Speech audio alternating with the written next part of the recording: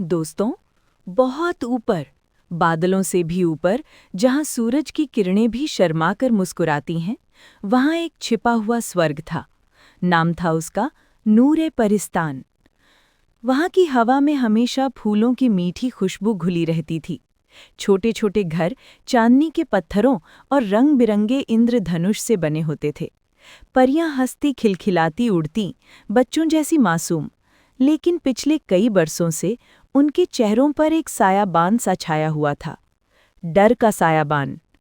क्योंकि परिस्तान के सबसे अंधेरे कोने में रहती थी काली परी, शबनम। शबनम की आंखें रात जैसी काली, आवाज बिजली जैसी तेज और दिल पत्थर का। वो चाहती थी कि सारा परिस्तान उसका गुलाम बने। वो बार बार हमला करती, लेकिन रानी परी अमरीन और बाकी परियों के जादू से हर बार हार जाती। पर अब उसकी ताकत दिन ब दिन बढ़ती जा रही थी। परियां अब अपने घरों में दुबक कर रोती रहती थी। एक रात रानी अमरीन को नींद में एक मीठी सी आवाज सुनाई दी। मुबारक हो रानी अमरीन, तुम्हारी दुआ कबूल हुई। कल सुबह परिस्तान में एक ऐसी परी जन्म लेगी जो सारी परियों को आज़ाद कराएगी। वो शबनम का अंत कर देगी और हमेशा के लिए शांति लाएगी। सुबह हुई, सारी परियां इकट्ठा हो गई जीवन कुंड के पास, वो जगह जहां नई परियों की आत्मा एक चमकते पानी के बूंद के रूप में जन्म लेती है। सबकी सांसें थमी हुई थीं।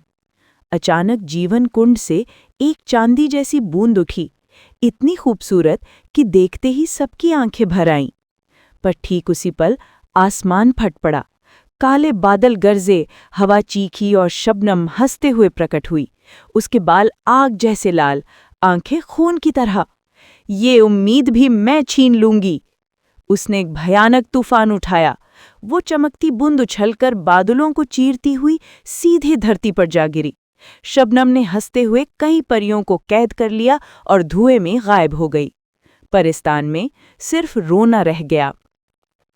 उसी समय धरती पर शहर गुलिस्तान के महल के बगीचे में रानी सारा आराम कर रही थी। उनके हाथ में क्रिस्टल का ग्लास था। उसी में वो चमकती बूंद गिरकर घुल गई। रानी ने बेफिक्र होकर पानी पी लिया। 9 महीने बाद महल में एक परी जैसी बच्ची ने जन्म लिया। उसके गाल गुलाब जैसे, आंखें तारों जैसी। राजा ने उसका नाम रखा राजकुमारी मेहरून। मेहरून बचपन से ही अलग थी। उसकी हंसी में जादू था। फूल उसके पास आकर खुद खिल उठते, पक्षी उसके कंधों पर बैठते। पर रात को वो हमेशा बेचैन होकर उठती। सपने में सैकड़ों परियां रोती हुई उससे मदद मांगतीं। एक रात मेहरून की नींद टूटी। कमरे में चांदनी नहीं, असली जादुई रोशनी थी। सामने खड़ी थी रानी अमरीन, इतनी सुंदर कि मेहरून की सांस रोककर देखती रह गई। तुम सच में परी हो? हाँ बेटी, और तुम भी हो। तुम वो चुनी हुई आत्मा हो जो परिस्तान को बचाएगी। रानी ने अपनी उंगली से मेहरून के माथे पर छुआ। एक पल में मेहरून को सब याद आ गया। वो बूंद, रानी का गिलास, उसका जन्म। मैं परी हूँ? हाँ, और तुम्हारी ताकत अनोखी है। जो तुम दिल से चाहोगी वो हो जाएगा। रानी ने उसे एक नीले पत्थर की अंगूठी दी। जब चाहो इसे रगड़ना, मेरा सफेद शेर तुम्हें परिस्तान ले जाएगा। फिर रानी गायब हो गई। सुबह मेहरून बगीचे में अकेली घूम रही थी। दिल में डर भी था, उत्साह भी। सामने आम का पेड़ था। उसने मन ही मन कहा, काश एक आम मेरे हाथ में आ जाए। अगले ही पल एक पका हुआ आम हवा में उड़ता हुआ उसके हाथ में था। मेहरून की आंखें चमक उठीं। उसने अंगूठी रगड़ी। सामने प्रकट हुआ एक सफेद शेर, इतना सुंदर कि लगता था बादलों से बना हो। कहो राजकुमारी, कहाँ चले? परिस्तान, मुझे परिस्तान ले चलो। शेर ने उड़ान भरी। बादलों को चीरते हुए वो परिस्तान पहुंचे। वहां का नजारा देखकर मेहरून की आंखें भर आईं।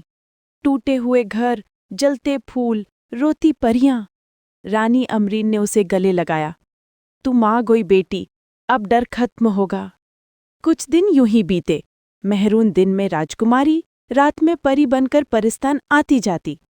एक दिन शेर उसे जीवन कुंड के पास ले गया। वहां हवा में हजारों चमकते बुलबुले तैर रहे थे, हर बुलबुले में एक नई परी की आत्मा। मेहरून बोली, मुझे अंदर जाना है, देखना है वो बूंद कैसे बनती है। शेर ने मना किया, बहुत खतरनाक है, पर मेहरून नहीं मानी। शेर ने उसे अंदर ले गया। जैसे ही वो बुलबुलों से टकराए, सारा कुंड उलट पुलट हो गया, तूफान सा उठा और दोनों धड़ाम से धरती पर आ गिरे। उस वक्त राजकुमार ज़ेवियर अपने घोड़े को सहला रहा था। अचानक आसमान से एक लड़की सीधे उसकी गोद में गिरी। ज़ेवियर की सांस रुक गई। तुम कौन? स्वर्ग से गिरी हो? मेहरून शर्मा कर उठी। सॉरी, गलती से, मैं जा रही हूं। वो भागी, खिड़की से अपने कमरे में घुसी और शेर गायब हो गया। पर ज़ेवियर की नींद उस रात उड़ गई। वो बस उसी अनजान लड़की के बारे में सोचता रहा। अगले ही दिन शबनम ने फिर हमला कर दिया। परिस्तान जल रहा था, परियां चीख रही थीं, रानी अमरीन के पंख जले हुए थे। शबनम हंस रही थी। अब कोई नहीं बचा सकता। मेहरून गुस्से से कांप उठी।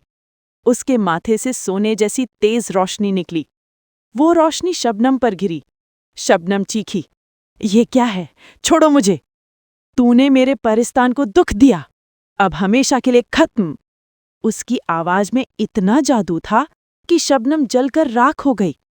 फिर उसने हाथ उठाए, सारी आग बुझ गई। टूटे घर फिर से चमकने लगे, जले पंख फिर से उगाए। परियां रोते रोते मेहरून से लिपट गई। उसी रात महल में खुशी का माहौल था। रानी सारा बोली, बेटी, तेरे लिए एक राजकुमार चुना गया है, कल वो आएगा। मेहरून चुप रही। अगले दिन जब दरवाजे खुले, सामने खड़ा था ज़ेवियर। दोनों